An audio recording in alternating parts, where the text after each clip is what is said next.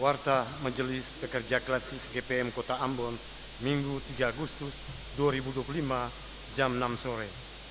Jemaat yang Tuhan Yesus kasihi, selamat sore, Shalom. Majelis Pekerja Klasis GPM Kota Ambon menyampaikan selamat datang bagi ibu bapak saudara-saudari anak-anak di ibadah ini, khusus yang baru pertama kali hadir di Gereja Maranatha. Kami menyambut kehadiran Bapak, Ibu, Saudara, dan anak-anak dengan sukacita.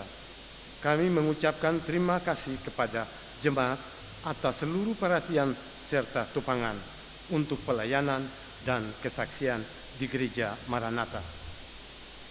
Kami juga mengucapkan selamat bagi jemaat yang menikmati sukacita, HUT kelahiran, HUT pernikahan, dan kebahagiaan lainnya di sepanjang minggu ini.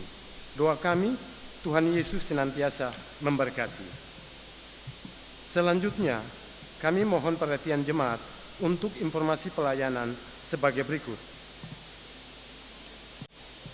1.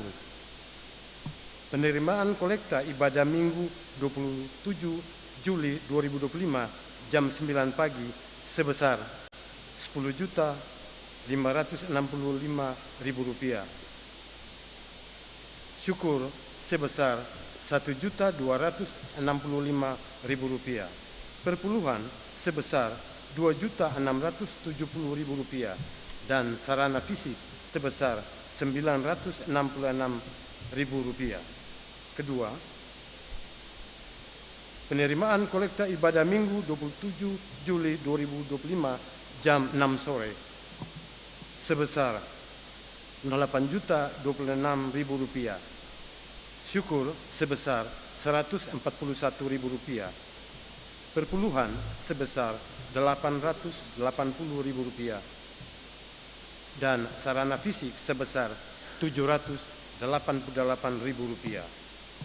3. Panitia kegiatan perkabaran Injil Jemaat Jemaat Piniel Batu Gajah Klasis Kota Ambon menyampaikan terima kasih kepada ibu bapak saudari yang telah memberikan bantuan lewat amplop sehari berkorban untuk jemaat Kudilale Klasis Buru Utara. Tuhan Yesus memberkati. Keempat, ibadah pemuda Klasis Kota Ambon akan dilaksanakan pada hari Minggu 10 Agustus 2025 jam 6 sore di Gereja Maranatha. Mohon kehadiran para pemuda dan pemudi dalam ibadah dimaksud. Kelima, ibadah saat ini dilayani oleh Pendeta John Saimima dengan menggunakan tata ibadah minggu pertama. Keenam, majelis jemaat yang bertugas dalam majelis jemaat GPM Betania. 7. Pembacaan Alkitab TB2 dari kitab Yeremia 26 ayat 1 sampai dengan ayat yang ke-19.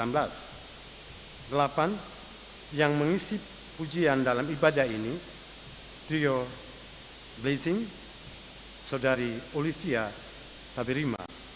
9. Lagu prosesi masuk para pelayan, kita menyanyikan Kidung Jemaat nomor 21, bait pertama dan bait yang kedua. Lagu untuk jabat tangan, kita nyanyikan Kidung Jemaat nomor 422. Jemaat, setelah ibadah akan dilakukan jabat tangan dengan para pelayan di pintu keluar.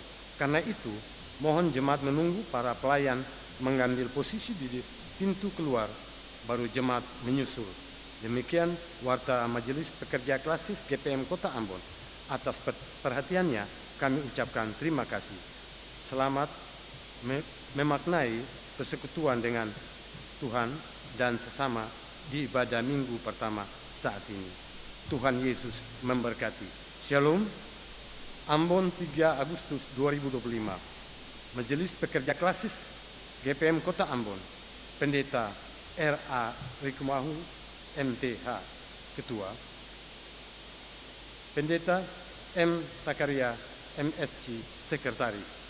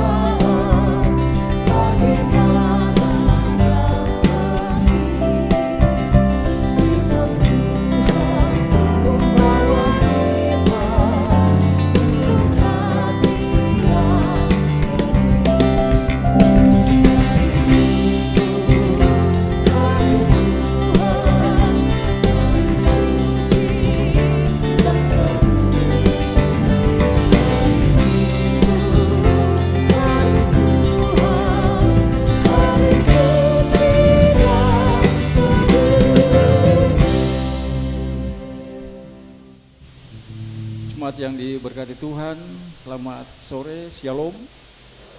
Kita tabiskan ibadah kita, penolong kita adalah Allah yang menciptakan langit dan bumi dan yang setia memelihara seluruh ciptaannya.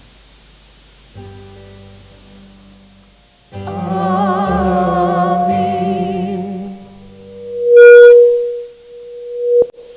Kasih karunia dan damai sejahtera dari Tuhan Yesus Kristus menyertai jemaat.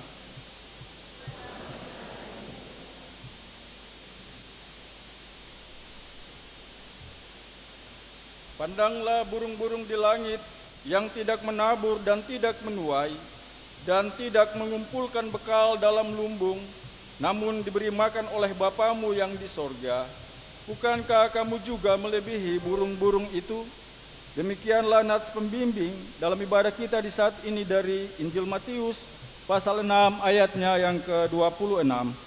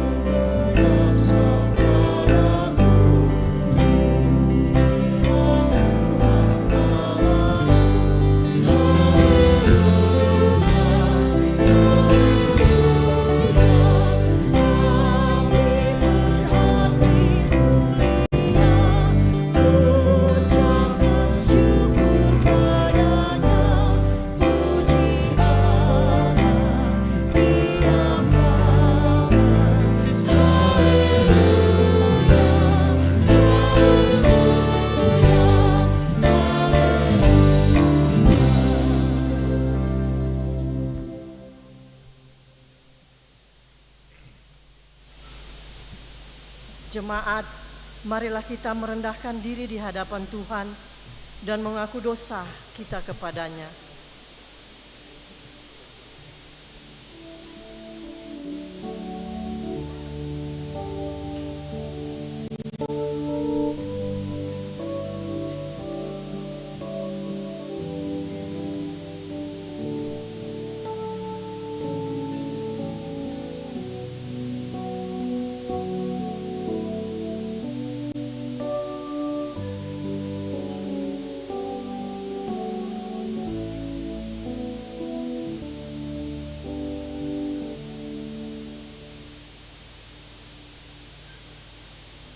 Ya Allah, sebagai manusia yang terbatas, kami mengaku bahwa kami sering tidak setia melakukan apa yang Engkau kehendaki.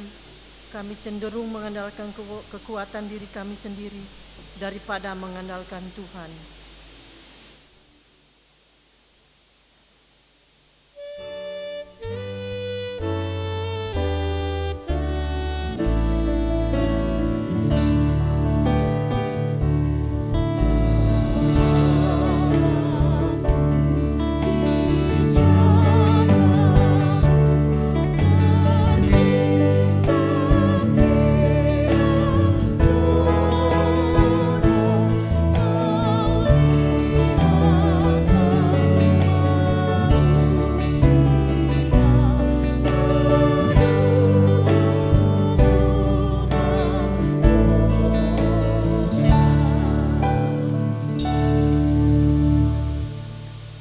Ya Allah, kami sering lalai akan tanggung jawab terhadap lingkungan, penebangan hutan secara liar, laut, air dan udara dicemarkan sehingga pemanasan global dan bencana alam terjadi di mana-mana.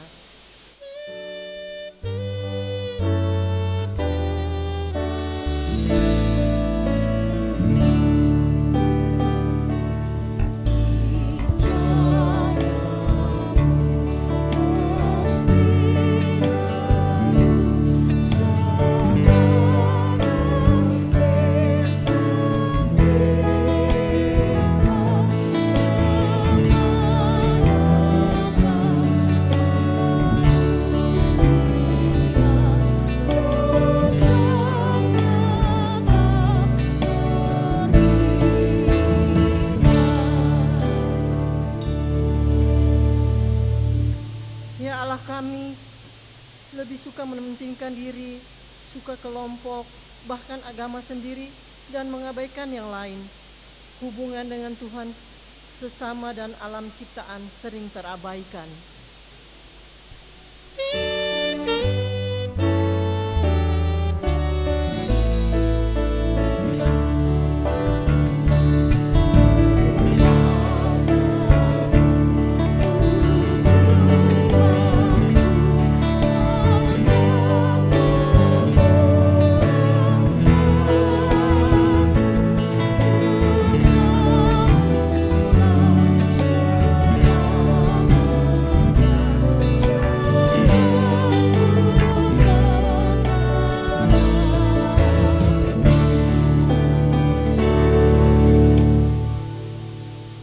Kasihanilah kami ya Allah, menurut kasih setiamu, hapuskanlah pelanggaran kami menurut rahmat-Mu yang besar, bersihkanlah kami seluruhnya dari kesalahan, dan tahirkanlah kami dari dosa.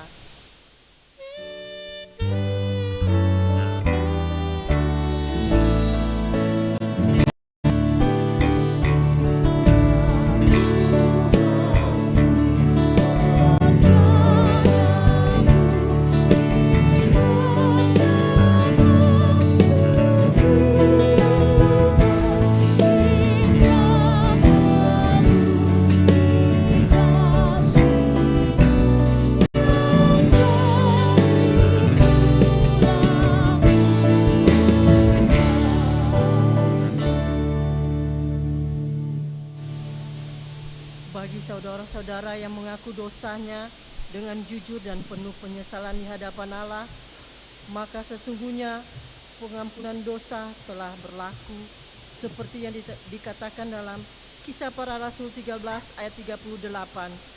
Jadi Ketahuilah bahwa saudara-saudara oleh karena dialah maka diberitakan kepada kamu pengampunan dosa.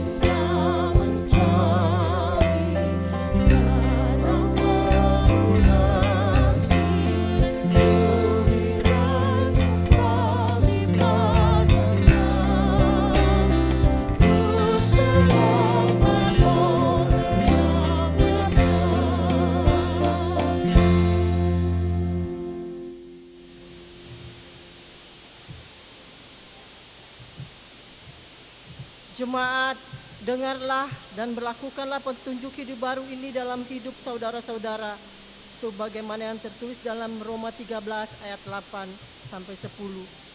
Janganlah kamu berhutang apapun kepada siapapun juga, tetapi hendaklah kamu saling mengasihi, sebab barang siapa yang mengasihi sesama manusia, ia sudah memenuhi hukum Taurat.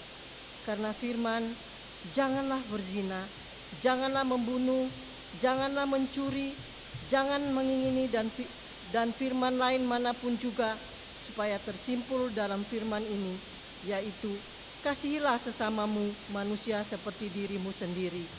Kasih tidak berbuat jahat terhadap sesama manusia, karena itu kasih adalah kegenapan hukum Taurat.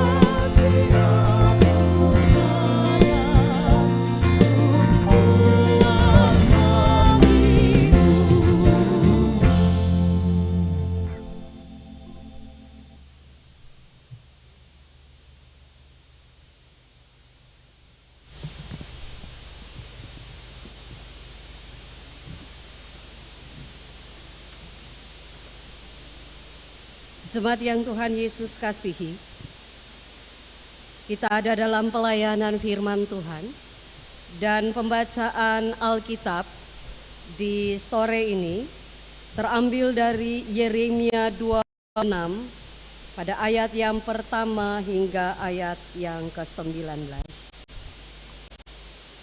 Yeremia pasal 26 pada ayat yang pertama hingga ayat yang ke-19.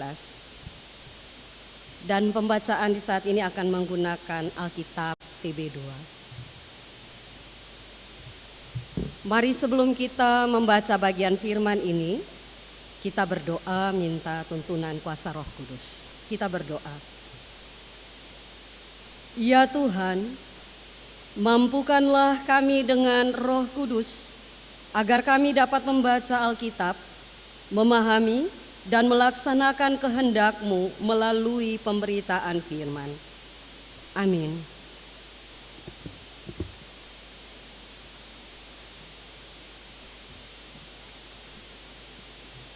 Yeremia 26 ayatnya yang pertama hingga ayatnya yang ke-19 di bawah judul Yeremia mau dibunuh karena perbuatan kemusnahan. Penubuatan kemusnahan.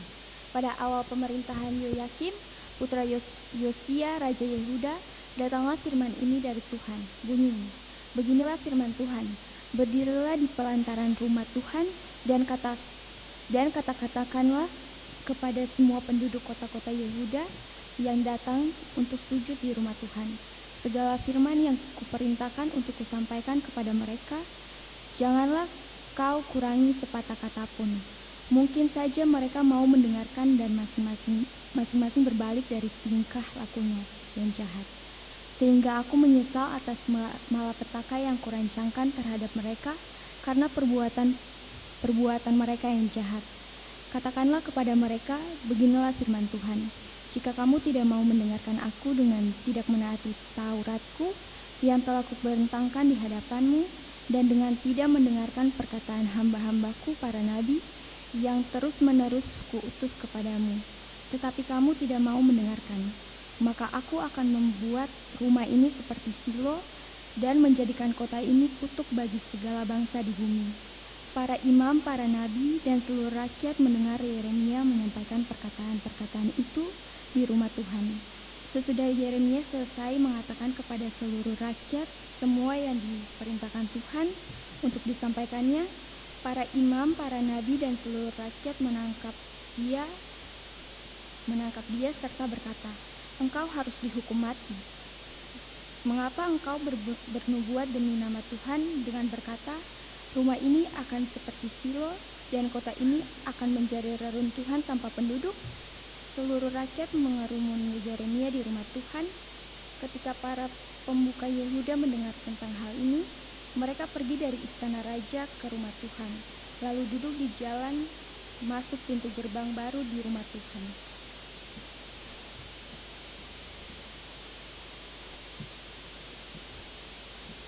Ayatnya yang ke-11, kemudian para imam dan para nabi berkata kepada para pembuka dan seluruh rakyat itu, demikian, orang ini patut dihukum mati, sebab ia telah bernubuat tentang kota ini, seperti yang kamu dengar dengan telingamu sendiri. Tetapi Yeremia berkata kepada semua pemuka dan seluruh rakyat, katanya, Tuhanlah yang telah mengutus aku supaya bernubuat tentang bait dan kota ini dengan perkataan yang telah kamu dengar itu. Sekarang, perbaikilah tingkah laku serta perbuatanmu, dan dengarkanlah suara Tuhan Allahmu, supaya Tuhan menyesal atas malapetaka yang dikatakannya terhadap kamu. Sedangkan aku ini, sesungguhnya aku ada dalam tanganmu. Lakukanlah atasku apa yang baik dan benar di matamu.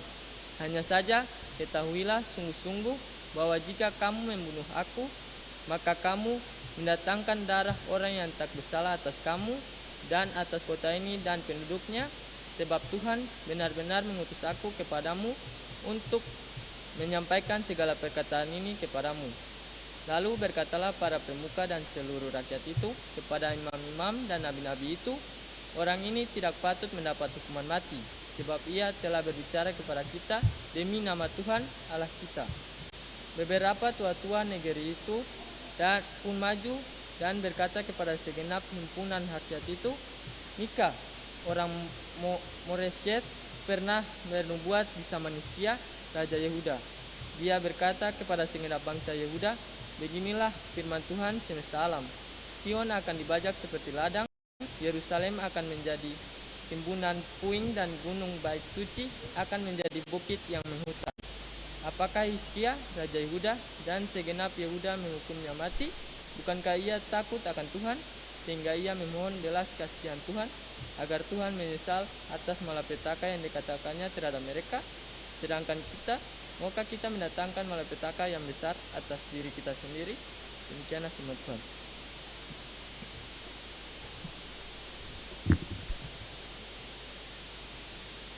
Tetapi hendaklah kamu menjadi pelaku firman dan bukan hanya pendengar saja, sebab jika tidak demikian, kamu menipu diri sendiri.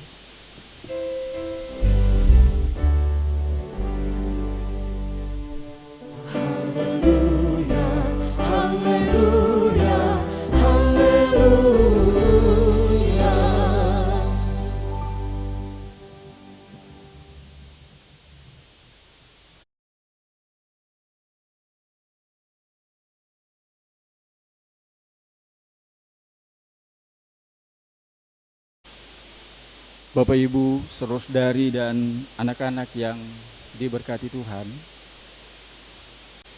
orang yang membawa damai dan orang yang memberitakan tentang terang itu biasanya tidak selalu disukai atau disenangi. Orang yang membawa damai atau pembawa damai sering dianggap mengusik kebiasaan kacau yang sering terjadi.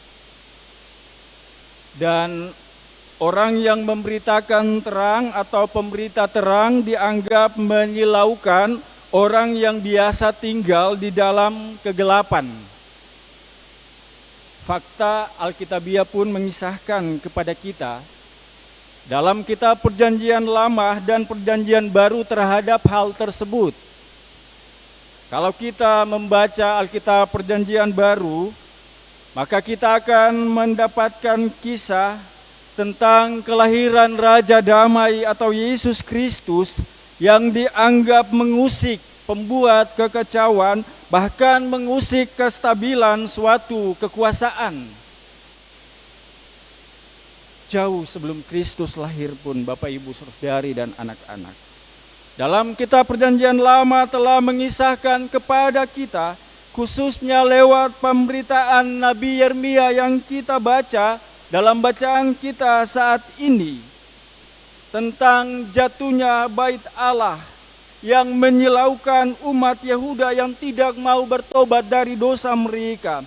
Dan pemberitaan yang disampaikan oleh Yeremia tentang runtuhnya atau jatuhnya bait Allah itu menjadi sesuatu yang berdampak tidak baik bagi dirinya.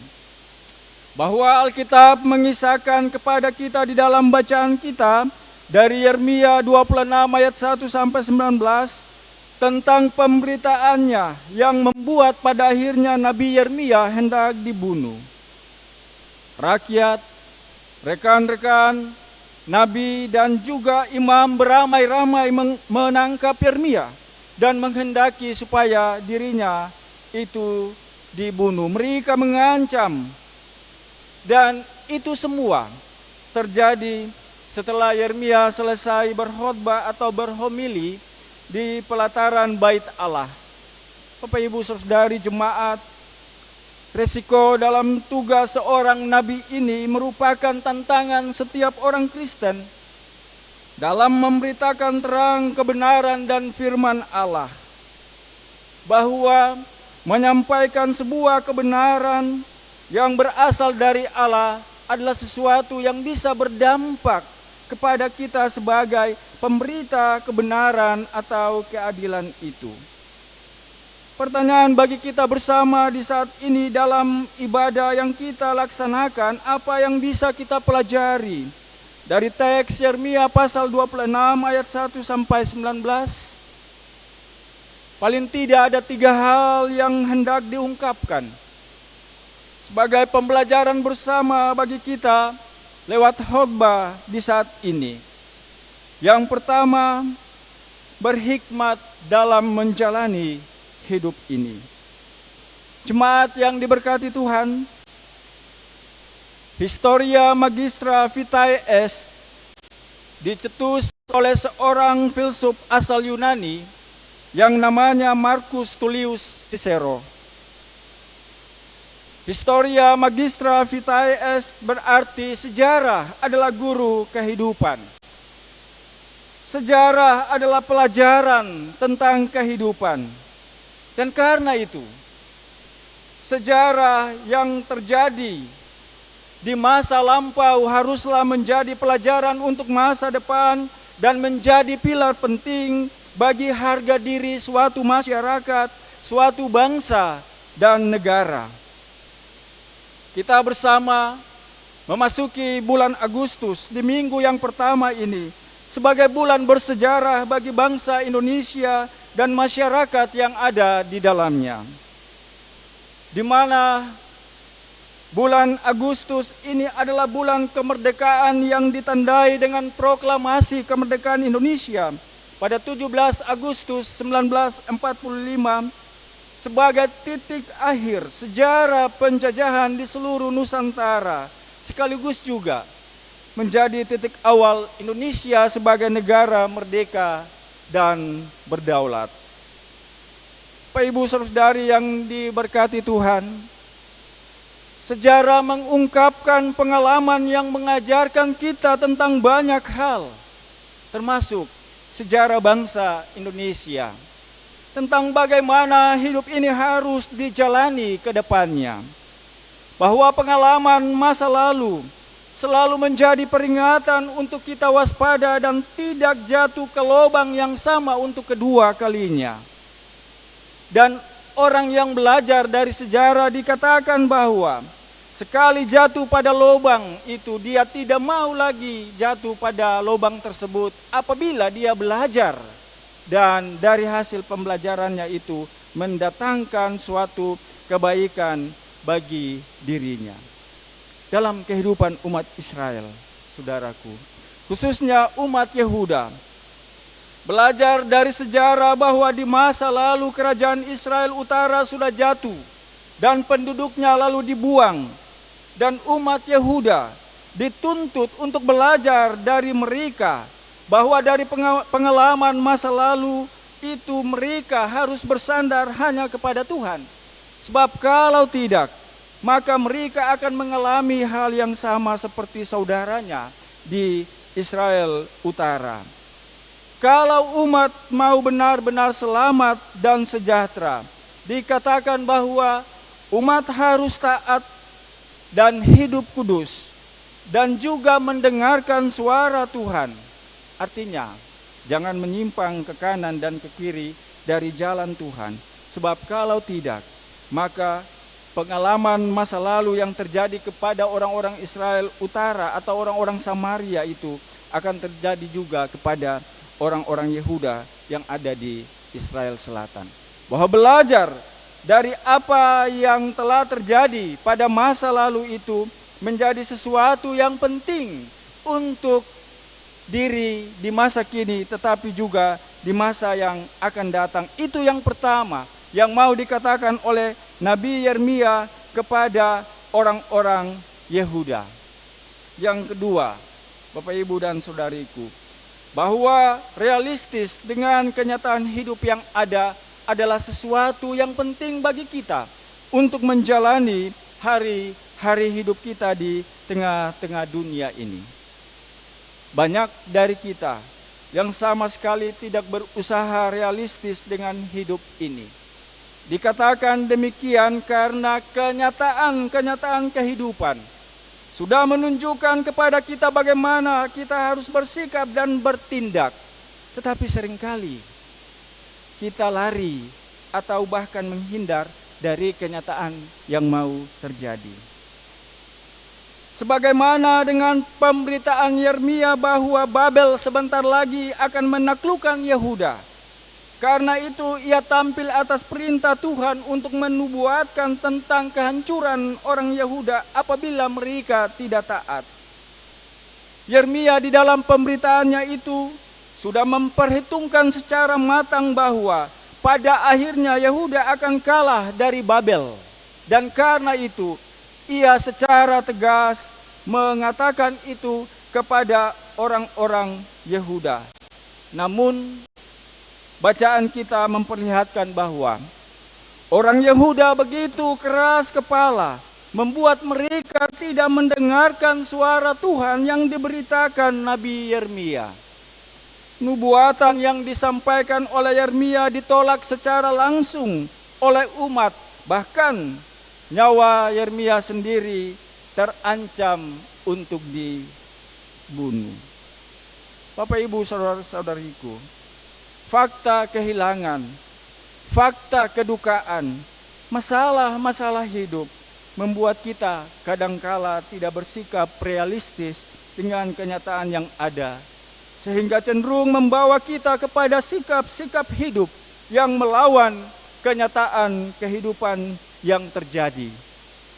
Bahwa kita harus mengakui di dalam kehidupan kita ada hal yang sering terjadi di luar daripada apa yang Tuhan mau, yang kita lakukan, yang kita inginkan menurut kemauan dan menurut keinginan kita, sehingga kadang kita lalu membuat perlawanan dengan nurani kita. Bahwa bisa saja nurani kita berkata lain, tetapi apa yang kita lakukan dalam bentuk tindakan lain pula dari apa yang mestinya sesuai dengan hati nurani itu. Seruan Nabi Yeremia mengajarkan kita untuk bagaimana kita bisa berdamai dengan diri sendiri, untuk berdamai dengan kenyataan hidup ini, untuk menjalani kehidupan yang lebih baik dengan belajar dari persoalan-persoalan kita. Bahwa berdamai dengan diri sendiri berarti kita sudah bisa menerima segala hal dalam diri, mulai dari kekurangan kita, luka batin kita, kesalahan di masa lalu, dan hal-hal lain yang kerap menimbulkan emosi negatif.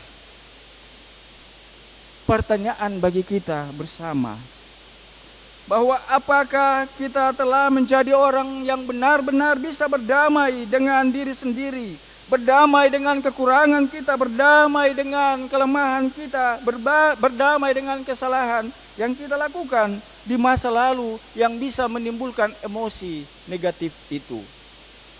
Bahwa kita harus jujur mengatakan sebagai manusia yang ada di tengah-tengah dunia ini, kadang logika kita gunakan, kadang kita lebih mengutamakan pengetahuan, lebih mengutamakan apa yang menjadi pemikiran kita di luar daripada apa yang sebenarnya Tuhan inginkan untuk kita lakukan. Belajar dari setiap permasalahan hidup kita untuk menjadi orang-orang yang tangguh, menjadi orang-orang yang kokoh, menjadi orang-orang yang punya harapan, menjadi orang-orang yang punya tujuan meskipun hidup kita ini mengalami jatuh bangun. Meskipun hidup kita ini kita jalani tidak dengan baik-baik saja. Meskipun pekerjaan kita, meskipun usaha kita itu tidak stabil, bahkan grafiknya mengalami fluktuasi turun naik, dan bahkan juga bisa saja kita mengalami kekecewaan di dalam hidup kita. Tapi apakah kita telah berdamai dengan semua itu supaya kita bisa mendapatkan sesuatu yang lebih berarti dan berharga bagi kehidupan yang lebih baik ke depan? Bapak, Ibu, dan saudara-saudariku, begitu pula berdamai dengan kenyataan. Bukanlah tentang kita harus memilih antara diam atau berteriak dengan lantang ketika kita menghadapi suatu persoalan yang bagi kita tidak sesuai dengan nurani kita, tetapi lebih pada menemukan jalan tengah yang memungkinkan kita untuk tetap menjaga integritas diri sembari kita menjaga keseimbangan dan keharmonisan tatanan kehidupan bersama sebagai persekutuan di tengah-tengah dunia ini. Ada orang yang bilang bahwa itulah aktualisasi seni mewujudkan kedamaian dalam kehidupan, yang tentu saja sulit namun juga sungguh teramat luar biasa.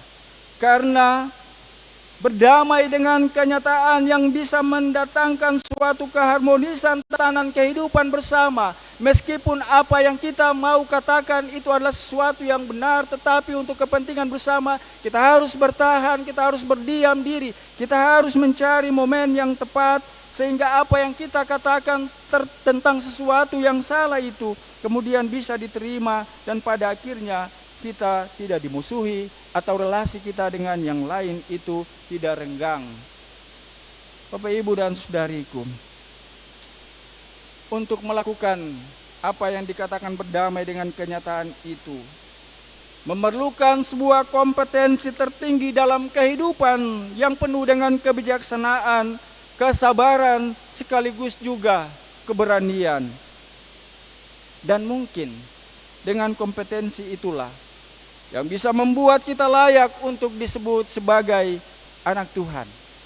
Bahwa kita punya kesabaran, kita punya kebijaksanaan, tetapi juga kita punya keberanian untuk berkata yang benar kepada yang tidak benar. Tetapi apa yang kita katakan itu lalu tidak membuat relasi kita, tidak membuat persekutuan kita harus terputus dengan yang lainnya.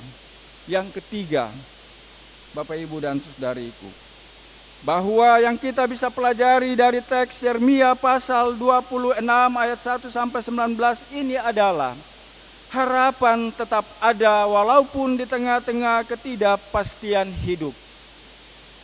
Bahwa pengalaman Nabi Yeremia mengajarkan kita untuk menjalani hidup ini dengan tidak terlalu banyak membuat kalkulasi atau hitung-hitungan, tetapi menjaga relasi kita dengan Tuhan untuk kehidupan yang lebih baik adalah hal yang penting.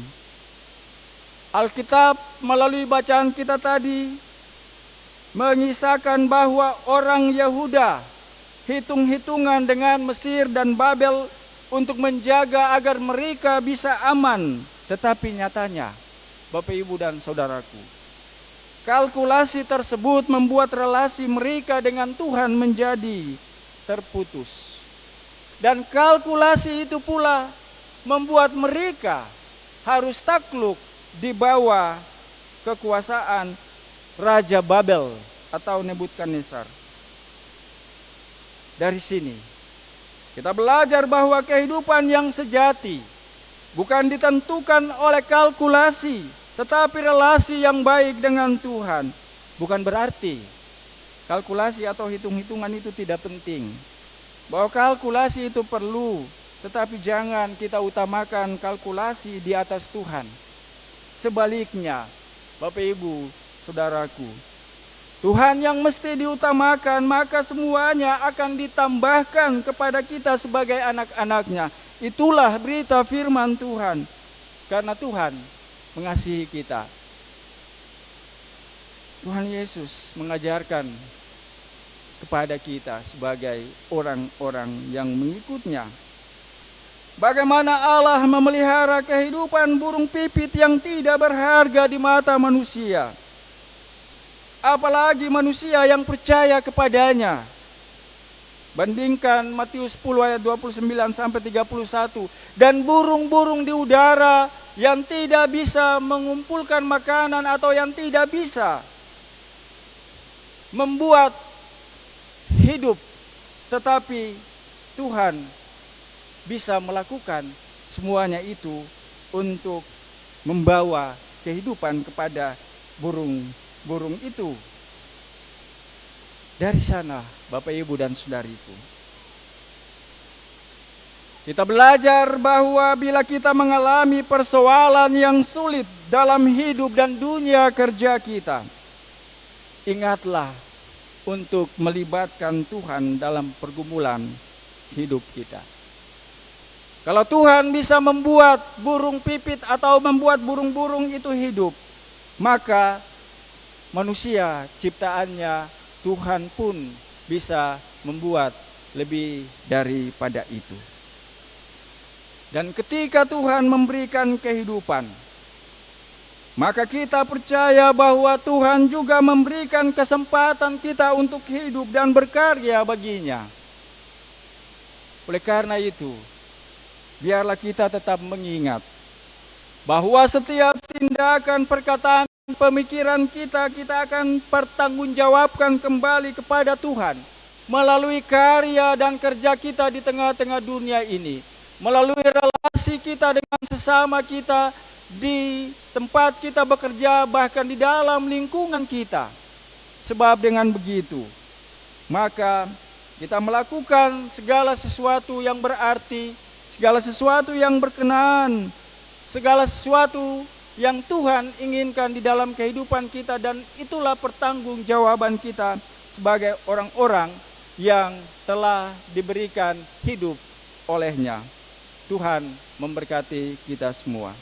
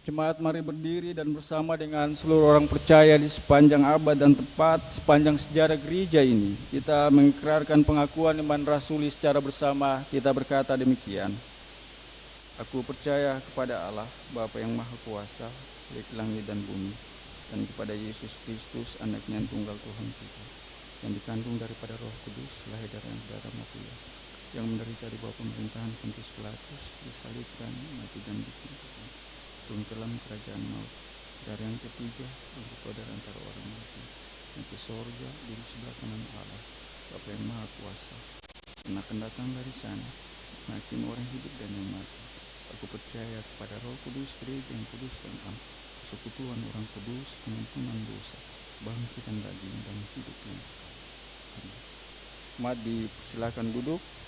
Sembahan pujian dari Trio Blessing dipersilakan memuji Tuhan.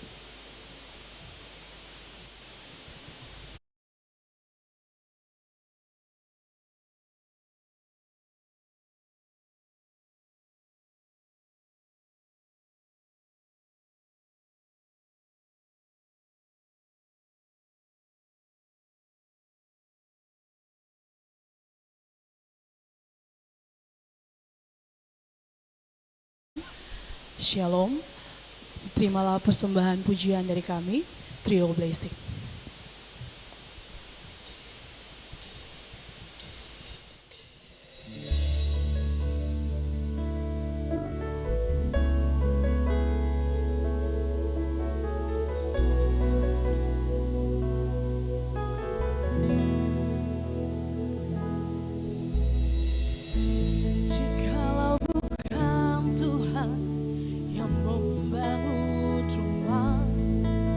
Sia-sia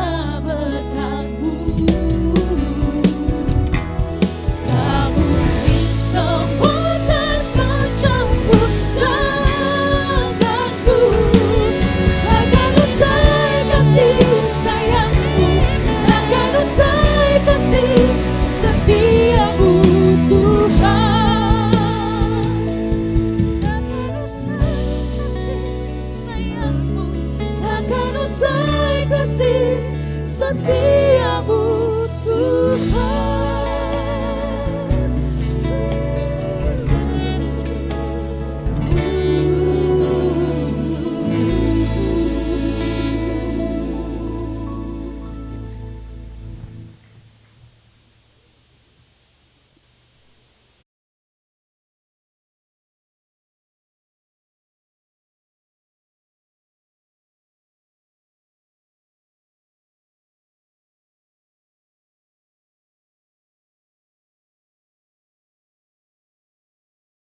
Ya, kita memberikan persembahan syukur dengan anjuran. Tuhan telah mengaruniakan kepada kita hidup dan berkat yang menopang hidup kita. Semua pemberian Tuhan itu mesti digunakan untuk memuliakan Dia melalui pelayanan bagi sesama dan lingkungan. Muliakan Tuhan dengan harta benda pemberiannya.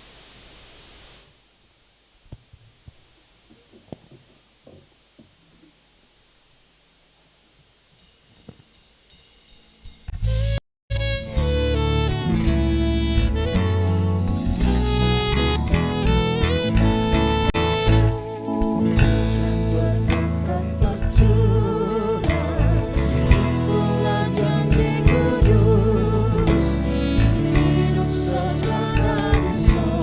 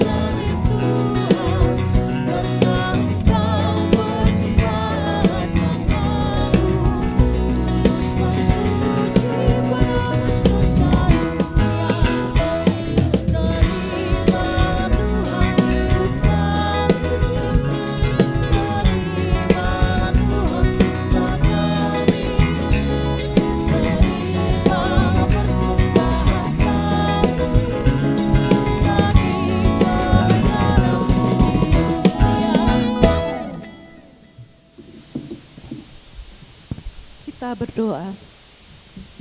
Ya Allah pengasih, terimalah persembahan syukur jemaat ini dan berkatilah untuk menjadi alat pelayanan demi kemuliaan nama-Mu. Amin.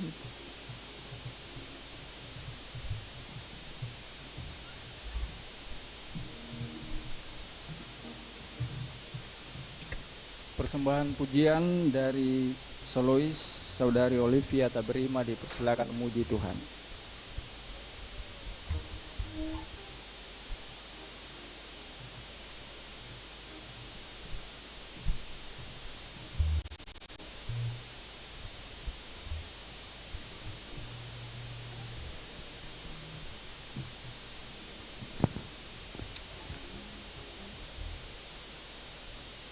Selamat malam Bapak Ibu Saudara Jemaat, Shalom.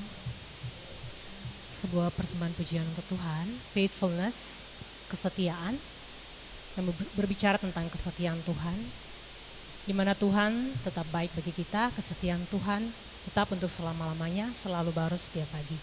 Bahkan saat kita tidak setia, Tuhan Yesus tetap setia. Karena itu kita tetap dapat berpengharapan dalam Tuhan, dan pengharapan dalam Tuhan tidak pernah mengecewakan. Biar lagu ini menjadi berkat untuk kita dan menjadi persembahan yang harum bagi nama Tuhan.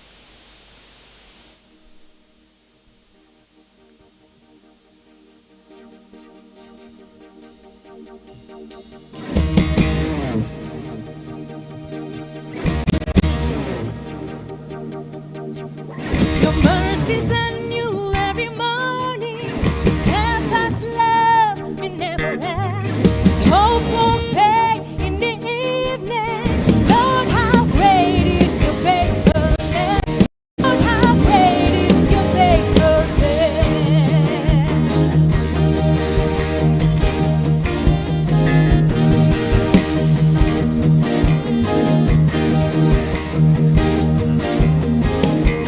Every hour, every minute of my life has been part of your design. Though the whole world's in your hand.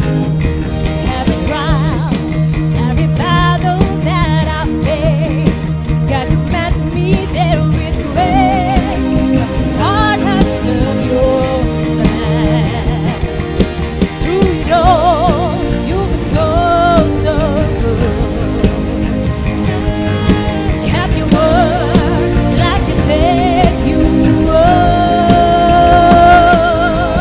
Your mercies are new every morning. Your steadfast love never ends. There's hope won't fade in the evening. Lord, how great is your faithfulness. Lord, how great is your faithfulness.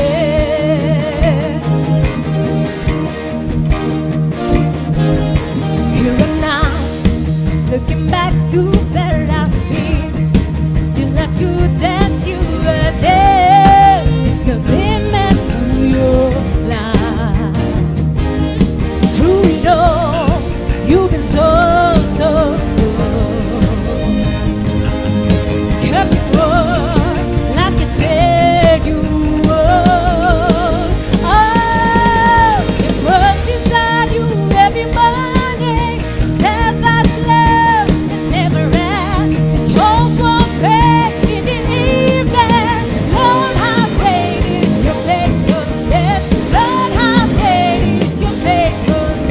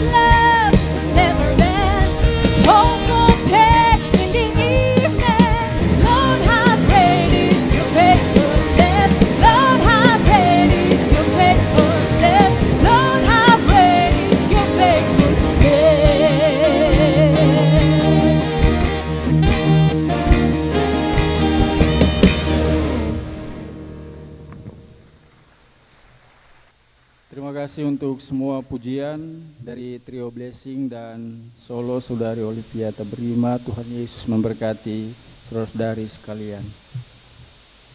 Jemaat, mari bersama kita menyatu di dalam doa syafaat dan kita mengakhirinya dengan berdoa Bapa kami secara bersama-sama. Mari kita berdoa. Ya Allah, di dalam Yesus Kristus Tuhan dan Penyelamat kami, di tengah-tengah persekutuan yang terbangun di rumah-Mu yang kudus ini, sebagai umat-Mu kami datang dengan pergumulan kami secara pribadi dan juga persekutuan umat-Mu. Kami membawa seluruh doa harapan kami kepadamu. Kami memohon Tuhan mendengar dan Tuhan mau menjawab apa yang kami mohonkan kepadamu di dalam doa kami masing-masing di saat ini dengan pergumulan-pergumulan kami yang beda-beda. Kami datang mensyukuri berkat Tuhan yang Tuhan berikan kepada kami, baik pribadi bahkan keluarga kami masing-masing. Biarlah berkat-berkat Tuhan yang telah Tuhan nyatakan dalam kehidupan kami itu akan terus bergulir di tengah-tengah hari hidup yang kami akan jalani nanti pada minggu, pada hari-hari yang berikutnya. Kami berdoa untuk seluruh keberadaan kami, dengan keadaan kami, dalam kondisi kami yang mungkin saja sakit, dan kami membutuhkan kesembuhan, kami membutuhkan pemulihan daripadamu. Biarlah kuasa Tuhan berlaku atas kami, atas umat-Mu yang membutuhkannya. Kami mendoakan kami dengan seluruh pekerjaan kami masing-masing, di mana saja Tuhan percayakan kami untuk dapat melakukan seluruh pekerjaan kami, dan biarlah pekerjaan-pekerjaan kami itu menjadi suatu pertanggungjawaban akan kasih Tuhan yang besar atas kehidupan kami, dan melalui pekerjaan kami nama Tuhan dimuliakan, berkat Tuhan akan tercurah terus atas kehidupan kami sebagai umat-Mu. Kami mendoakan pendidikan daripada anak-anak kami. Tuhan memberkati mereka dengan pendidikan yang mereka geluti pada bangku pendidikan PAUD sampai perguruan tinggi yang ada di Ambon bahkan di luar Ambon. Bapak berikan kepada mereka keberhasilan. Bapak berikan kepada mereka segala hal yang mereka butuhkan untuk membiayai seluruh proses pendidikan mereka, supaya semuanya itu menjadi alat yang bisa memperlancar pendidikan mereka dan mereka boleh memperoleh keberhasilan, bahkan masa depan mereka pada saatnya nanti. Biarlah Tuhan memberikan yang terbaik kepada mereka. Kami berdoa untuk para orang tua lanjut usia yang ada di tengah-tengah persekutuan umat-Mu ini. Tuhan memberkati kami semua, Tuhan memberkati mereka. Biarlah mereka selalu mendapatkan penghiburan daripada Tuhan, supaya dalam hari-hari hidup mereka tidak merasakan kesepian, tetapi mereka akan merasakan sukacita. Sebab Tuhan ada bersama dengan mereka melalui orang-orang yang ada di sekitar mereka, anak cucu, saudara, bersaudara, dan sebagainya. Biarlah Tuhan semuanya itu boleh Engkau nyatakan bagi kehidupan mereka. Kami berdoa untuk pelayanan Gereja Protestan Maluku dari tingkat sinode, klasis sampai jemaat-jemaat, khususnya klasis GPM Kota Ambon. Di dalam seluruh pelayanan mereka, biarlah umat-Mu yang dilayani akan selalu merasakan sukacita, akan selalu merasakan kehadiran Tuhan di tengah-tengah kehidupan mereka, di tengah-tengah keluarga mereka, supaya mereka akan selalu bersyukur atas kasih dan anugerah Tuhan yang senantiasa ada dan tidak pernah habis-habisnya di tengah-tengah kehidupan yang mereka jalani. Kami berdoa untuk seluruh pelayanan yang dilakukan oleh kami di tengah-tengah persekutuan ini. Kami sebagai pendukung ibadah, mulai dari majelis jemaat yang bertugas, majelis jemaat GPM Betania, Ratu Agama, penata LCD sound system, tim musik, kolektan, pengisi pujian baik trio maupun solo, pembaca Alkitab, dan kami semua sebagai orang-orang yang hadir di dalam persekutuan ini dengan seluruh keberadaan kami. Biarlah kehidupan kami ini akan terus kami gunakan untuk memuliakan Tuhan, untuk melayani Tuhan di tengah-tengah hidup kami, supaya nama Tuhan dimuliakan, kehidupan kami pun akan terus diberkati.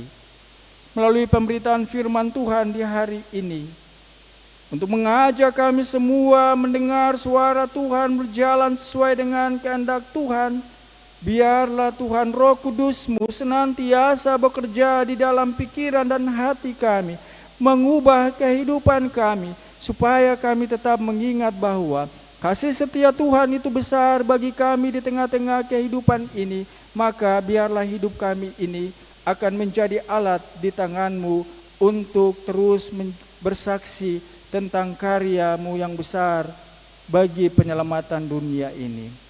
Kami berdoa untuk pemerintah bangsa kami, dari tingkat pusat sampai di negeri-negeri terpencil yang ada di negara ini. Tuhan kiranya memakai mereka sebagai alat-Mu untuk memberikan kepada kami kesejahteraan, untuk memberikan kepada kami kedamaian dan keamanan. Teringat kami kepada saudara-saudara kami di tengah-tengah bangsa dan negara ini, yang mana mereka harus terusik, yang mana mereka harus ada di dalam tekanan karena perbuatan-perbuatan dari orang-orang yang tidak menghendaki akan toleransi di tengah-tengah bangsa dan negara ini. Biarlah Tuhan Allah Engkau bekerja di tengah-tengah realitas yang ada, supaya kehidupan daripada orang-orang yang ada itu boleh merasakan kedamaian, keamanan, tetapi juga di tengah-tengah kehidupan berbangsa kami ini, kami boleh tetap menjunjung tinggi semangat persaudaraan, kebersamaan untuk membangun bangsa dan negara ini supaya menjadi bangsa yang maju, bangsa yang mendatangkan keamanan dan kenyamanan bagi kami semua di tengah-tengah negara ini. Kami berdoa untuk persembahan yang kami boleh berikan di saat ini. Tuhan Allah berkenan memberkati persembahan kami, dan biarlah semuanya ini menjadi persembahan yang berguna untuk memperluas pekerjaan pelayanan-Mu di tengah-tengah gereja-Mu, khususnya di Klasis GPM Kota Ambon. Kami pun secara khusus mendoakan akan pemerintah kami di Provinsi Maluku dan Kota Ambon.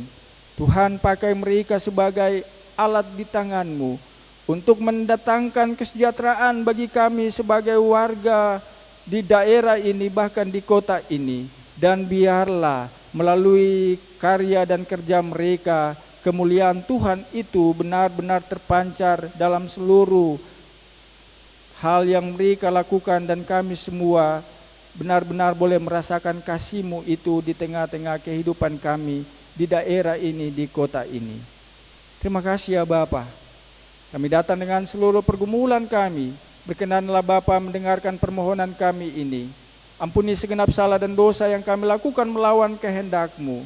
Lalu jawablah seluruh permohonan kami ini, karena kami berdoa hanya di dalam nama anak-Mu Yesus Kristus yang mengajar kami berdoa bersama-sama.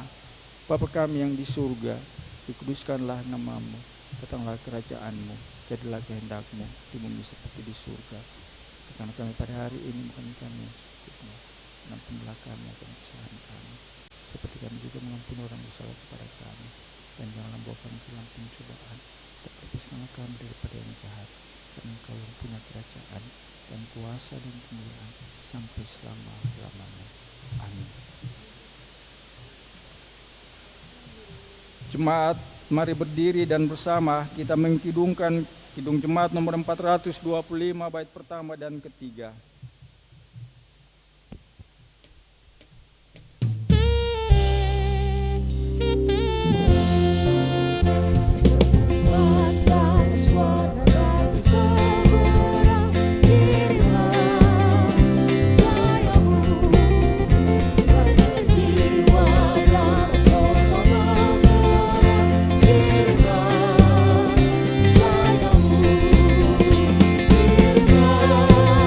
Jayamu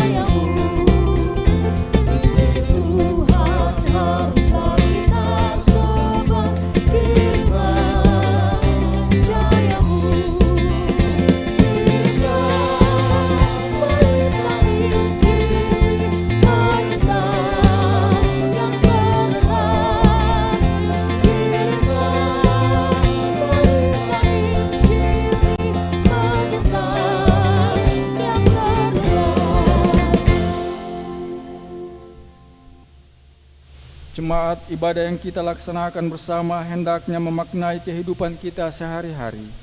Yesus berkata, "Aku telah menetapkan kamu supaya kamu pergi dan menghasilkan buah, dan buahmu itu tetap. Untuk itu terimalah berkat Tuhan." Tuhan memberkati kamu dan melindungi kamu. Tuhan menyinari kamu dengan wajah-Nya dan memberi kamu kasih karunia. Tuhan menghadapkan wajah-Nya kepadamu dan memberi kamu damai sejahtera. Amin. Amin, amin, amin.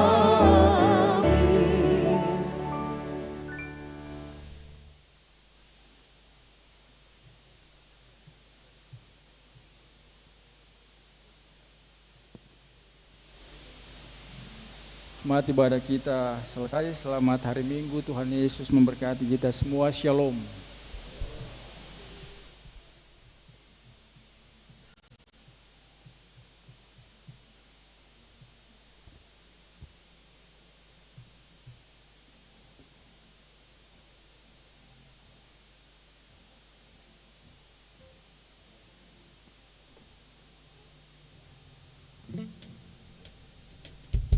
Thank you.